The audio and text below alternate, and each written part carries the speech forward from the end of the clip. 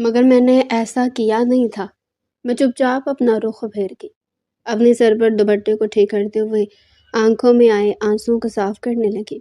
پوری رات ہٹلر کو نظر انداز کر رہی تھی اور وہ میری اس خاموشی پر شاید یہ پہلی مرتبہ تھا کہ مجھے بازو سے پکڑ کر اپنے قریب کر لیا۔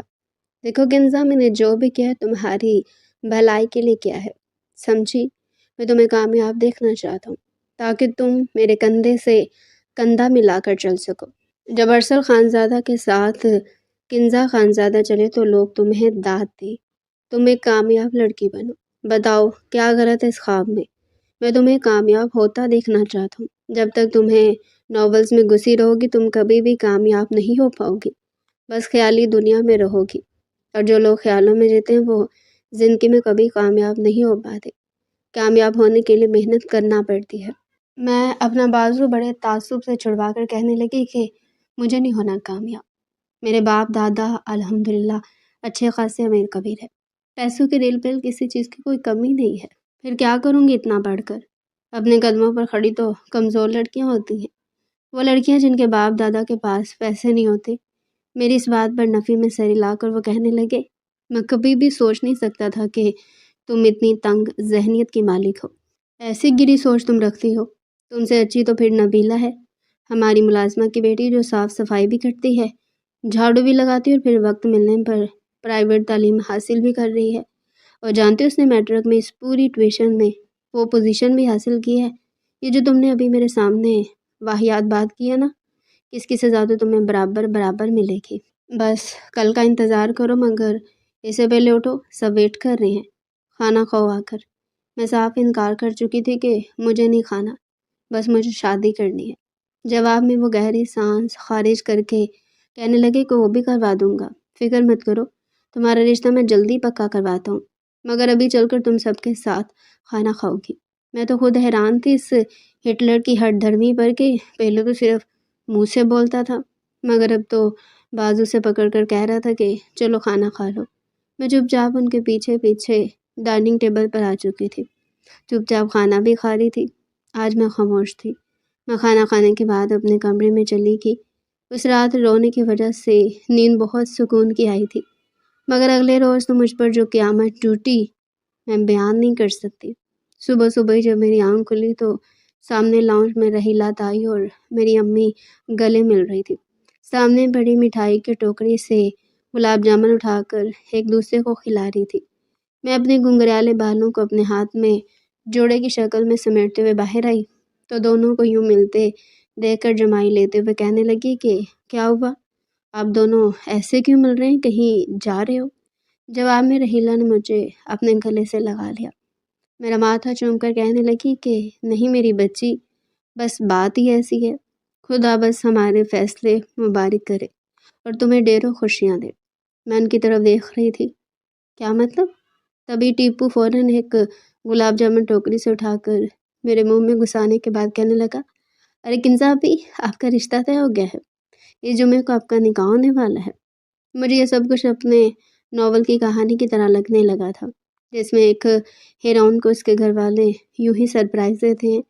اس کا نکاح اس کے من پسند شخص سے ہونے والا تھا، جو کہ اس کا کزن تھا، بالکل ناولز کی طرح۔ اپنی زندگی میں ہونے والے سنوانی کو سن کر میرے چہرے پر حیا کی لالی چھا گئی۔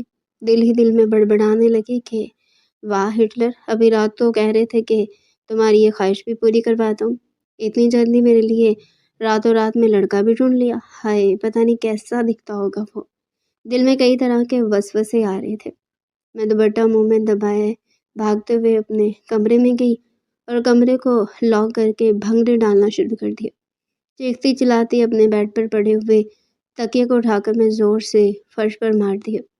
دل ہی دل میں سوچ کر کہنے لگی، پتہ نہیں کیسا ہوگا وہ شخص، ارے جیسا بھی ہوگا میرے خاندان والے ایک اچھا لڑکا ہی میرے لیے چوز کریں گے، کم از کم اس پڑھائی سے تو میری جان چھوٹنے والی ہے، خاص کر اس ہٹلر سے، ویسے بھی وہ مجھ سے نفرت کرتا ہے، یقیناً اس نے 7 سمندر پار ہی کوئی لڑکا دیکھا ہوگا جہاں سے نہ ہی میرے ساتھ رابطے میں ہو سکے اور نہ ہی میں اپنے گھر والوں سے رابطے میں رہوں۔ میں یہ سوچ کر ابھی دھمالے ڈال ہی رہی تھی کہ جب دروازے پر دستک ہونے لگی۔ میں نے فوراً اپنے کمرے کا حشر کچھ بہتر کیا اور جلدی سے دوپٹہ شرماتے ہوئے اٹھ کر دروازہ کھول دیا۔ سامنے عمیر کھڑا تھا، کافی سنجیدہ اور سخت مزاج لیے مجھے ہی دیکھ رہا تھا۔ عمیر کو دیکھ کر نہ جانے کیوں میں مسکرا کر کہنے لگی، تمہارے چہرے پر 12 کیوں بجے ہوئے ہیں؟ کیا تم نے سنا گھر والوں نے میرا رشتہ طے کر دیا ہے؟ اور میں بتا نہیں سکتی کہ میں کس قدر خوش ہوں۔ فائنلی میری شادی ہونے والی ہے۔ جانتے ہو ناولز میں ہر لڑکی کی شادی 18-19 سال کی عمر میں ہو جاتی ہے، اور میں نے بھی یہ خواب سوچا تھا کہ بس میں بھی اسی عمر میں شادی کر کے اپنے پیا کے ساتھ چلی جاؤں۔ عمیر مسکرایا، پھر خوشگوار حیرت سے کہنے لگا کہ کیا تم سچ مچ خوش ہو اس رشتے سے؟ اس کے یوں کہنے پر میں ہنس کر کہنے لگی کہ ہاں آف کورس، پڑھائی سے جان جو چھوٹ رہی ہے، اور خاص کر اس ہٹلر سے، اسے بچنے کے لیے مجھے جہنم میں بھی جانا پڑا نا تو میں جانے کے لیے تیار ہوں۔ قسم سے اس بات پر عمیر کی آنکھیں پھٹی کی پھٹی رہ چکی تھی۔ کہنے لگا، تمہیں پتہ ہے تمہارا رشتہ کس سے طے ہوا ہے؟ تمہارا نکاح کس سے ہونا ہے؟ اس کے یوں سنجیدگی سے سوال پر میں تھوڑی ہڑبڑائی تھی۔ میں کہنے لگی کہ نہیں، اس بارے تو میں نے سوچا ہی نہیں تھا۔ اس ہٹلر سے دور جانے کی خوشی اتنی تھی کہ میں نے پہلے اس کمرے پہ آ کر بھنگڑے ڈالنا زیادہ مناسب سمجھا۔ وہ گہری سانس خارج کر کے اپنے سینے پر ہاتھ باندھ چکا تھا۔ جن نظروں سے مجھے وہ دیکھ رہا تھا، میرے تو سانس حلق میں اٹک رہا تھا۔ پلیز کچھ بولو، سسپینس مت بناؤ، میرا سانس رکا ہے۔ کون ہے وہ جس سے گھر والوں نے میرا رشتہ طے کیا ہے؟ وہ گہری سانس خارج کر کے کہنے لگا، پہلے سکون سے بیٹھ جاؤ۔ ٹیپو، لیمو پانی لے کر آؤ، کہیں سن کر بے ہوش نہ ہو جائے۔ ٹیپو جیسے کمرے کے باہر ہی کھڑا تھا، فوراً پانی میں نمک اور لیمو ملاتا میرے پاس لے آیا۔ یہ لو باجی، جلدی جلدی گھٹک جاؤ، میرا تو بلڈ پریشر اس تجسس سے ہی لو ہو رہا تھا۔ 2 گھونٹ بھرنے کے بعد میں نے ٹیپو اور عمیر کی طرف دیکھا۔ جب ایک گہری سانس خارج کر کے عمیر میرے سامنے آیا اور کہنے لگا کہ کل رات ارسل بھائی نے خود چچا جان اور چچی سے تمہارا ہاتھ مانگا ہے۔ ہاتھ نہیں بلکہ تمہیں پورا کا پورا ہی مانگ لیا ہے۔ ان کا کہنا ہے کہ وہ تم سے شادی کرنا چاہتے ہیں۔ جب تک تمہارا ارسل بھائی سے نکاح نہیں ہوگا تم سدھرو گی نہیں، تمہیں وہی بہتر طریقے سے سدھار سکتے ہیں۔ ارسل بھائی کا اتنا کہنا تھا کہ فوراً تمہارے امی ابو نے ہاں کر دی اور بس ارسل اتنا کہہ کر کمرے سے چلا گیا۔ مگر رات سے اس گھر میں خوشی سے کوئی سو ہی نہیں پایا، اور میں تو بالکل بھی نہیں۔ سب لوگ سمجھ رہے تھے کہ ارسل بھائی نہ جانے کس مزاج کی لڑکی کو پسند کریں گے، مگر ہمیں تو حیرت یہ کہ انہوں نے پسند کیا بھی تو کسے؟ کنزا تمہیں۔ عمیر اور ٹیپو دونوں مجھے یہ سب کچھ بتا رہے تھے، اور میں یوں تھی کہ جیسے ہارٹ اٹیک آ چکا ہو۔ میں وہیں بیڈ پر گر کر بے ہوش ہو چکی تھی۔ ٹیپو اور عمیر مجھے اٹھانے لگے۔ پورے گھر میں میری بے ہوشی کی خبر پھیل گئی اور ہٹلر کو بھی کال کر کے بلا لیا گیا تھا۔ میں جب زیادہ دیر تک ہوش میں نہ آئی تو مجھے ہاسپٹل لے جایا گیا۔ بار بار اپنی آگے کی زندگی کو سوچ کر مجھے گھبراہٹ ہو رہی تھی۔ اس سے اچھا تو یہ تھا کہ میں مر جاتی، مگر ارسل جیسے شخص کے ساتھ میری زندگی گزارنا ناممکن تھا۔ جیسے ہی مجھے ہوش آیا تو میرے سامنے اس وقت سینے پر دونوں ہاتھ باندھے وہ ہٹلر کھڑا تھا، ماتھے پر بل ڈالے سنجیدگی سے دیکھ کر کہنے لگا، جب وقت پر کھاؤ پیو گی نہیں تو یہ سب تو ہوگا۔ حالت دیکھو اپنی۔ آج تمہارا کیمسٹری کا ٹیسٹ تھا نا، یقیناً یہ بہانہ بنا کر تم ہاسپٹل پہنچی ہو تاکہ تمہیں ٹیسٹ نہ دینا پڑے۔ ہٹلر کے یہ الفاظ سن کر میں آنکھیں موند گئی۔ کاش یہ سب خواب ہوتا۔ میں یہ دعا کر رہی تھی کہ یا اللہ میری جان لے لے، یہ شخص تو تانے دے دے کر سنا سنا کر ویسے میرا قتل کر دے گا۔ ساری زندگی میں اس کا ٹارچر کیسے سہوں گی؟ ابھی میں یہ بات سوچ ہی رہی تھی کہ جب اگلے پل ہٹلر نے ایک نظر مجھے آنکھیں سکیڑ کر دیکھا اور پھر بازو سے جھنجھوڑ کر کھڑا کر دیا۔ ابھی بھی لیٹ نہیں ہوئی تم، بس 9 ہی بجے ہیں، تم پہلے جا کر ٹیسٹ دو گی، اس کے بعد ہم باقی کی بات کریں گے۔ میرا جی چاہ رہا تھا کہ میں بچوں کی طرح رو رو کر آسمان سر پر اٹھا لوں۔ کون تھا یہ مجھ پر حکمرانی کرنے والا؟ میں نے یہ بات بغیر ڈرے ہٹلر کو بھی کہتی کہ ہوتے کون ہو آپ میری زندگی پر حکمرانی کرنے والے؟ جواب میں بغیر کسی تاثر کے کہنے لگے، تمہارا ہونے والا شوہر۔ ایسے شوہر سے اچھا میں ساری زندگی کماری بیٹھی رہتی۔ جیسے اس نے اپنے لب میری گردن پر رکھے میرا پورا وجود جھرجھری لے کر رہ گیا تھا۔ میں نے کہا، پلیز ارسل، اگر آپ نے میرے ساتھ کوئی بھی زور زبردستی کی تو میں آپ کو کبھی بھی معاف نہیں کروں گی۔ کہنے لگا کیوں؟ اصل محبت تو زور زبردستی سے کی جاتی ہے۔ کنزا جانی، دیکھو ہر ناول کا ہیرو اسی زور زبردستی کرنے کی وجہ سے ہٹ ہوتا ہے اور سب لڑکیوں کا کرش بن جاتا ہے۔ لڑکیاں اسے پسند کرتی، اس پر مر مٹنے تک لگ، اور تمہاری طرح دل میں ایسی ہم سفر کی خواہش کرتی ہیں۔ میں تو بالکل وہی سین کریٹ کرنے کی کوشش کر رہا ہوں جیسے تمہارے ناول کا ہیرو کرتا ہے۔ ہیروئن کو دیوار کے ساتھ لگا کر، اس کا ہاتھ اپنے ہاتھوں میں لے کر، اپنے ہاتھوں کی انگلیاں اس لڑکی کے ہاتھوں میں پھنسا کر اس کو بالکل دیوار کے ساتھ لگا دیتا ہے۔ بالکل ایسے اس نے اپنے ہاتھ کی انگلیاں میرے ہاتھ کی انگلیوں میں پیوست کی تھی اور پھر میرا ہاتھ دیوار پر لگا دیا، پھر گرفت بھی مضبوط کر لی، پھر میری آنکھوں میں آنکھیں ڈال کر دیکھنے لگا، کہنے لگا کیا خیال ہے سویٹ ہارٹ؟ ایسا بھی ہوتا ہے نا رومانٹک ناولز میں۔ اس نے اپنے دائیں ہاتھ سے میرا بازو پکڑ رکھا تھا اور دوسرے ہاتھ سے میرا ہاتھ دیوار سے لگا رکھا تھا۔ میں بالکل بے بسی سے اس کے سامنے کھڑی تھی۔ کہنے لگا میں کچھ غلط تو نہیں کہہ رہا؟ ایسے ہی ہوتا ہے نا، اب چپ کیوں کھڑی ہو؟ بولو منہ سے۔ یہ سب سن کر میں شرم سے پانی پانی ہو رہی تھی۔ وہ مجھے ایک ایک سین بتا رہا تھا جو کبھی میں بڑے شوق سے اور مزے سے پڑھتی تھی۔ مجھے حیرت تھی کہ وہ تو کبھی ناولز نہیں پڑھتا تھا۔ مجھے اپنے اور بھی قریب کر کے دھیمے سے کہنے لگا تمہارے سب ناولز کے ہیرو میرے جیسے ہوتے تھے نا، روٹ قسم کے، اکڑو قسم کے۔ حیرت ہے کنزا، پھر بھی میں تمہیں کبھی اچھا نہیں لگا؟ عجیب سی بات ہے نا۔ کہنے لگا خیر اب بتاؤ تمہارے کس ناول کا سین اس سچویشن کے حساب سے بالکل ٹھیک رہے گا؟ اسی سین کو کرتے ہیں آج۔ تمہیں اچھا لگتا ہے نا شور کا بے باک سا انداز، تم اسی کو محبت سمجھتی ہو۔ چلو بتاؤ کیا کروں؟ تمہارا بازو چھوڑ کے تمہاری کمر پر اپنے ہاتھ کی گرفت کو مضبوط کروں؟ میرے خیال سے یہ زیادہ ٹھیک رہے گا۔ یہ کہتے ہوئے اس نے میرا بازو چھوڑا اور میری کمر کو پکڑ لیا اور مجھے اپنے اور بھی قریب کر کے کہنے لگا اب بتاؤ آگے کا سین بھی بول کر کے دکھاؤں یا پھر ڈائریکٹ میں کام چل جائے گا؟ وہ میرے ناول کا ایک ایک سین سنا رہا تھا اور میں حیران تھی۔ شرم سے میرے ماتھے سے پسینہ نمودار ہونے لگا تھا۔ کہنے لگا اوہو تم تو برے طریقے سے گھبرا گئی، جانے من ابھی تو میں نے کچھ کیا بھی نہیں اور تمہیں پسینہ بھی آنے لگا، بالکل ناول کی ہیروئنز کی طرح۔ اس کا وہی تمسخرانہ انداز۔ پھر وہ کہنے لگا سچ بتاؤ یہ گھبراہٹ فطری ہے یا پھر تم بھی میری طرح کسی ناول کے سین کو کریٹ کرنے کی کوشش کر رہی ہو؟ میں نے کہا میں نے چھوڑ دیے ہیں ناولز پڑھنا، مجھے ایسی کوئی بات نہیں سننی۔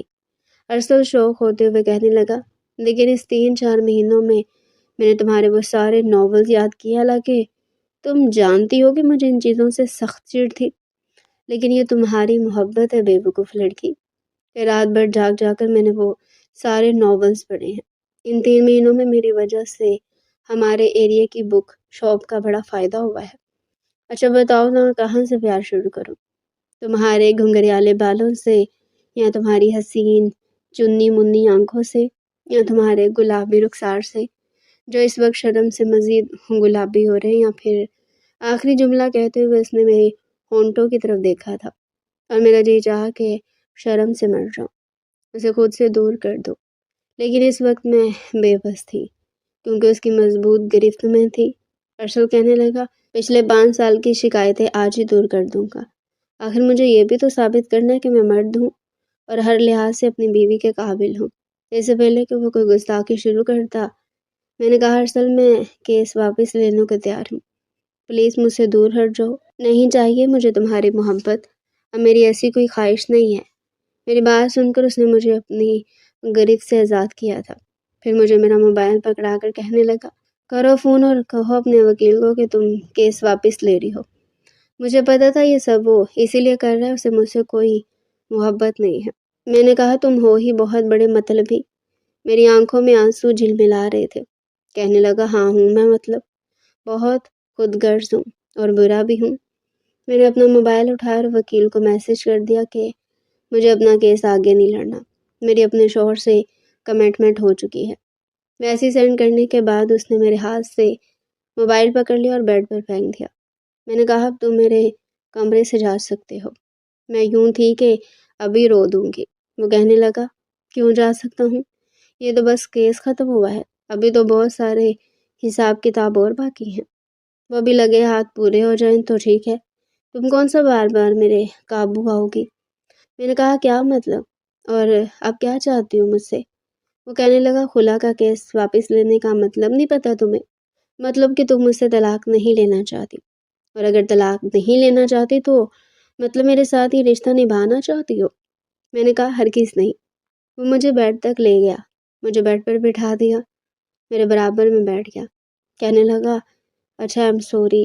پہلی بار اس نے مجھ سے معذرت کی تھی۔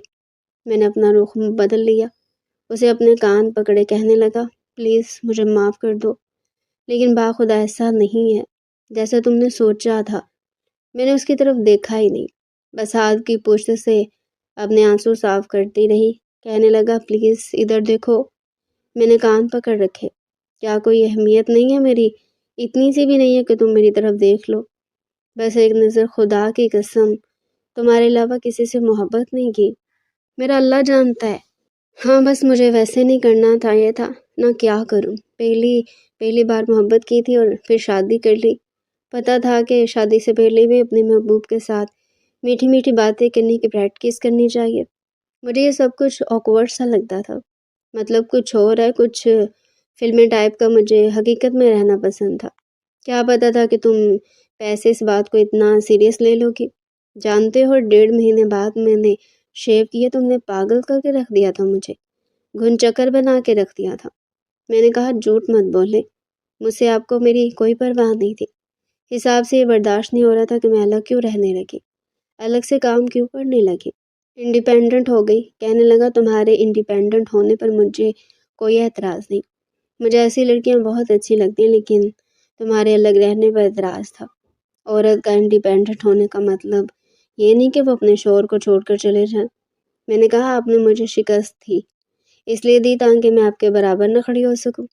کہنے لگا کہ کرنا پڑا، باخدا اگر میرے ساتھ چلتی تو تمہیں اپنے سے بھی اوپر کھڑا دیکھتا۔ بہت اچھا لگتا ہے مجھے جب کوئی عورت کامیابی منازل طے کرتی ہے، لیکن ایک مقام پر پہنچ کر وہ یہ سمجھے جو اس کا شوہر اس کے قابل ہی نہیں رہا اور وہ خود زندگی گزار لے۔ مجھے عورت کی یہ بات اچھی نہیں لگتی، اور میں نہیں چاہتا کہ تم ان عورتوں میں شمار ہو۔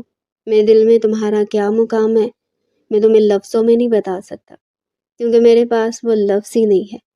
مجھے ناولز کے ہیرو کی طرح جملے بنانے نہیں آتے، اس لیے کہ میں ایک عام سا لڑکا ہوں۔ تمہیں یاد ہے جب تم نے مجھے اپنے کمرے میں بلایا تھا اور یہ کہا تھا کہ تم مجھ سے 7-8 سال چھوٹی ہو، مجھے تم سے شادی نہیں کرنی چاہیے، تو میں نے کافی دیر تمہاری اس بات کو سوچا تھا۔ میں رخ بدل کر اس کی بات سن رہی تھی، اس نے ہاتھ سے میرا چہرہ پکڑا اور اپنی طرف کر کے کہنے لگا ادھر میری طرف دیکھو، میں تم سے سچ کر رہا ہوں، تم واقعی مجھ سے 7-8 سال چھوٹی تھی، صرف 18 سال کی تھی۔ بچپن سے میں تمہیں ہی دیکھتا آ رہا تھا، مجھے تم اچھی بھی لگتی تھی، پھر میری کزن بھی تھی، مجھے چچا سے اور چچی سے بھی کافی لگاؤ تھا، اس لیے سوچ لیا تھا کہ کوئی باہر کی لڑکی لے کر نہیں آؤں گا۔ جب اپنے گھر میں موجود ہے تو کیا ضرورت پڑی ہے کہ میں کسی اور سے شادی کروں؟ ہو سکتا ہے کہ وہ لڑکی مجھے میری فیملی سے دور کرنے کی کوشش کرے۔ تم میری فیملی کی تھی، مجھے کبھی بھی اس فیملی سے دور نہیں کرتی۔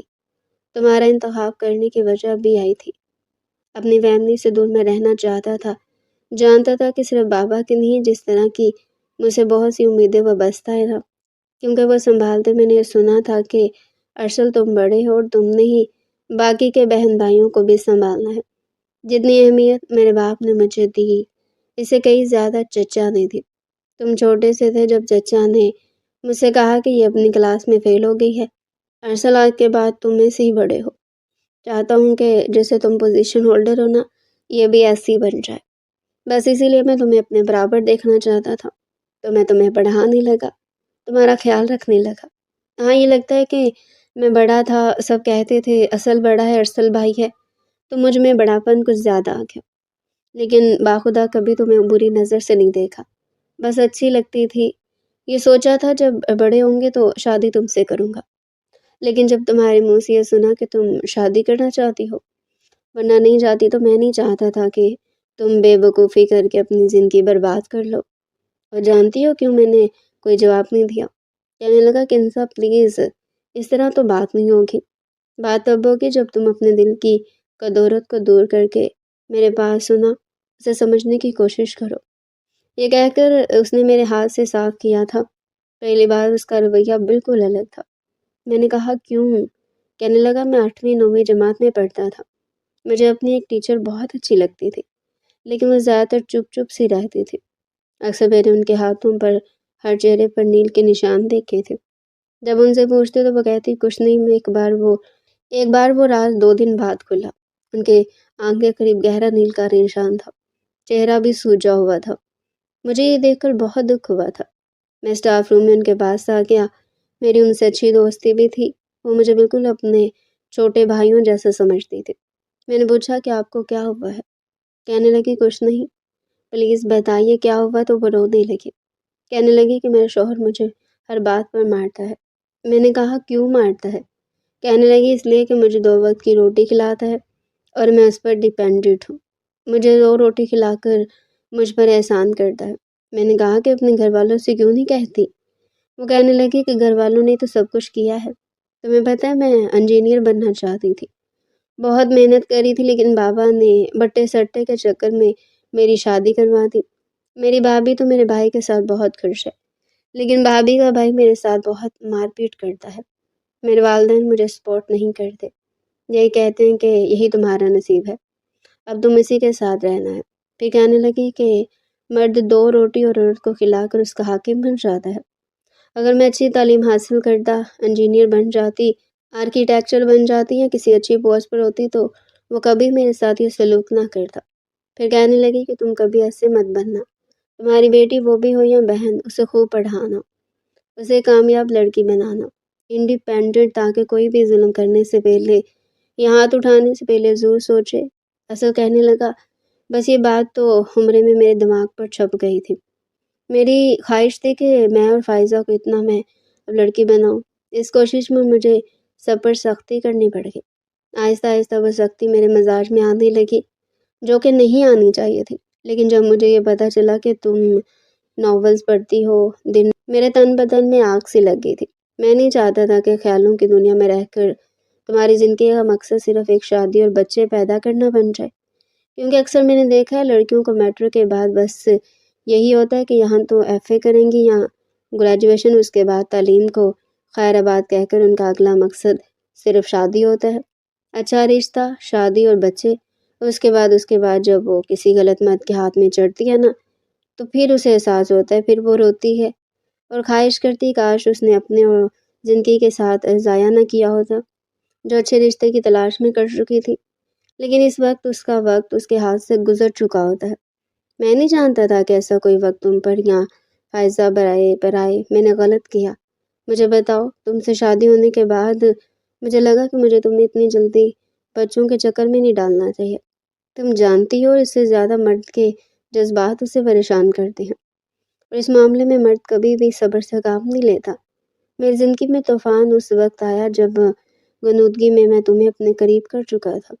اس میں دیکھتا تو مجھے میرے جذبات تنگ کرنے لگتے ہیں، لیکن تم چھوٹی تھی، پھر مجھے تمہارا احساس ہوتا کہ اتنی جلدی پڑھائی کا برڈن، پھر اس کے بعد بچے، میں تمہیں کن چکر نہیں بنانا چاہتا تھا۔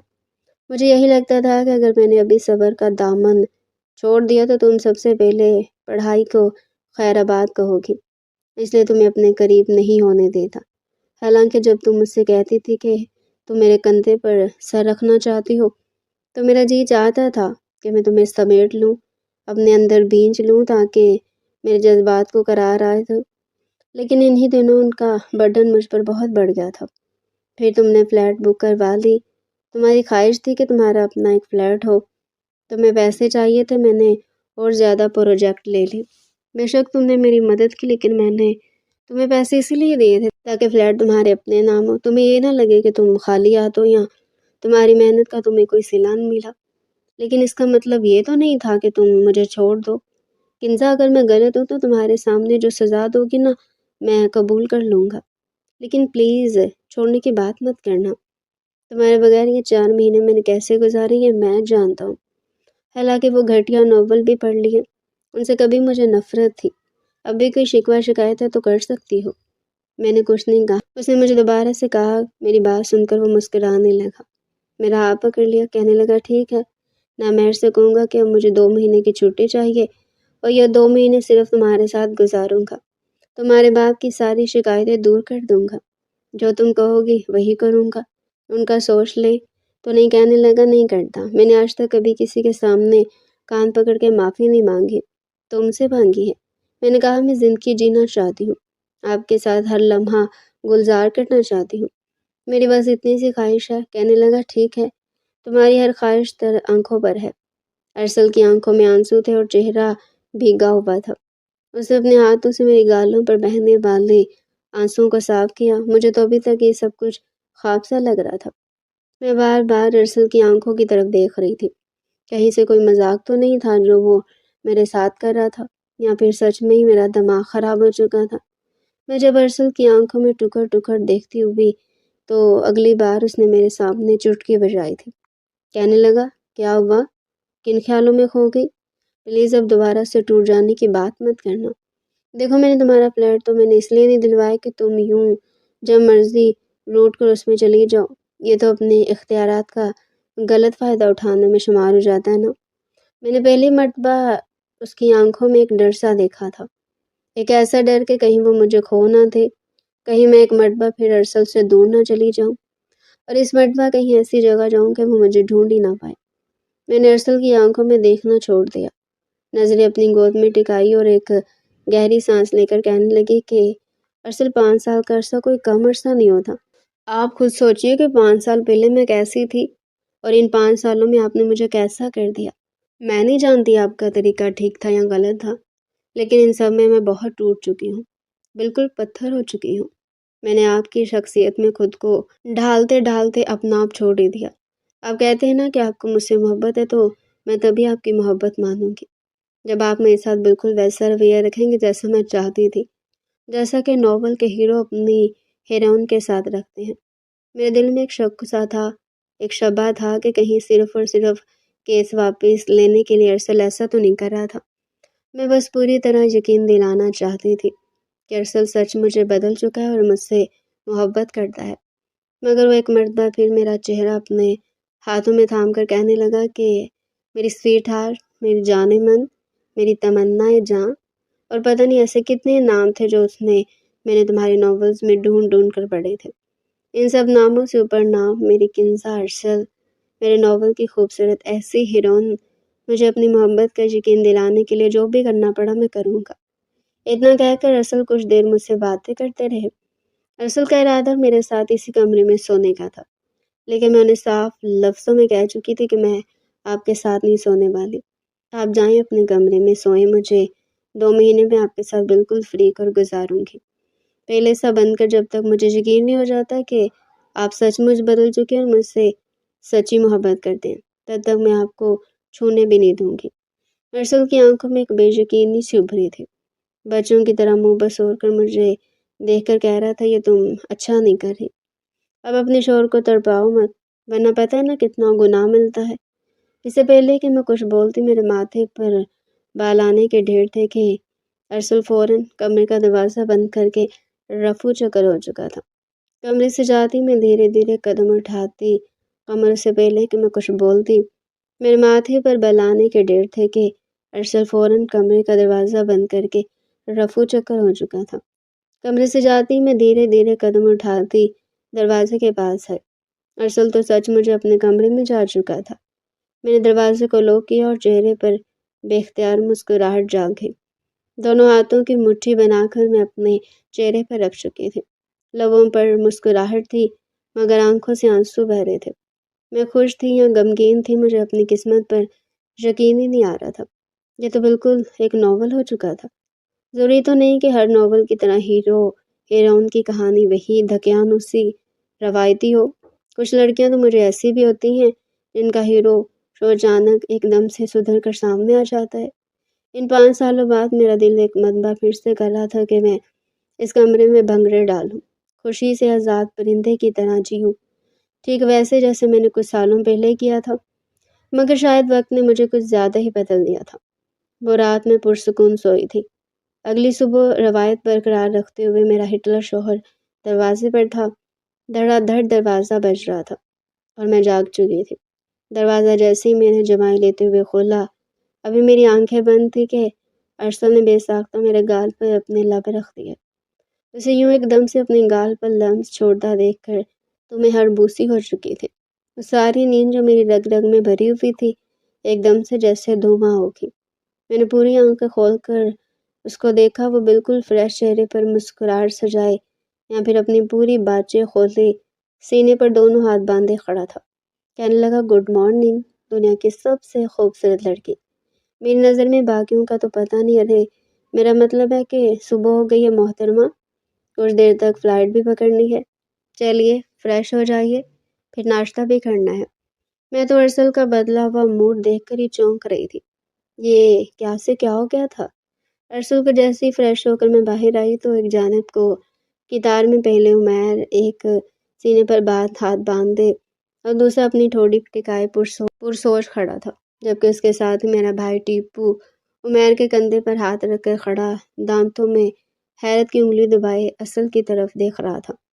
اب تو وہ بھی عمیر کے کندھے تک پہنچ چکا تھا۔ اس سے آگے حفصہ کھڑی تھی۔ تینوں کی نظریں اس وقت ڈائننگ ٹیبل پر موجود فصل پر ٹکی تھی، جو چہرے پر مسکراہٹ سجائے سب سے باتیں کر رہا تھا۔ میں چلتی ہوئی ان کے قریب آئی اور ڈائننگ ٹیبل کی طرف دیکھنے لگی۔ جب عمیر دونوں ہاتھوں سے تالی بجانے لگا، اس کے پیچھے ٹیپو نے بھی اس کی سنت ادا کی تھی۔ دونوں تالی بجا کر کہنے لگے، واہ محترمہ واہ، کیا کرنا سر انجام دیا ہے آپ نے، سچ میں عشق اندھا ہوتا ہے۔ دیکھو تو اس شخص کو، سچ ہی کہا تھا کسی نے، محبت میں بڑے بڑے فاتح خان ستر جاتے ہیں۔ یہ تو پھر ہمارا ہٹلر بھائی، میرا مطلب کہ پرسن بھائی تھے، دیکھو تو کیسے باجے کھول کر ہنس رہے ہیں۔ ورنہ ایک زمانہ تھا جب ذرا سا دانت نظر آ جاتا تھا تو ایک چپیڑ منہ پر لگاتے تھے۔ خبردار جو جاہلوں کی طرح پورا منہ کھول کر ہنسے تو مجھے تو باقاعدہ فٹے سے اپنا چہرہ ناپنا پڑتا تھا کہ کتنے سینٹی میٹر دانت باہر ہوں اور ارسل بھائی کو شکایت نہ ہو۔ مگر دیکھیے تو ان کی بیوی نے ان کو کیسے سدھارا ہے۔ عمیر کی یہ بات سن کر میں نے وہی صرف ارسل کو آواز دی تھی کہ ارے بھائی آ کر اپنے شوہر کو سنبھالو، میرے شوہر سے چلے جا رہا ہے، کہیں چل چل کر کالا ہی نہ ہو جائے۔ میں ہاتھ جوڑتی ہوئی آ کر ارسل کے ساتھ بیٹھی تھی۔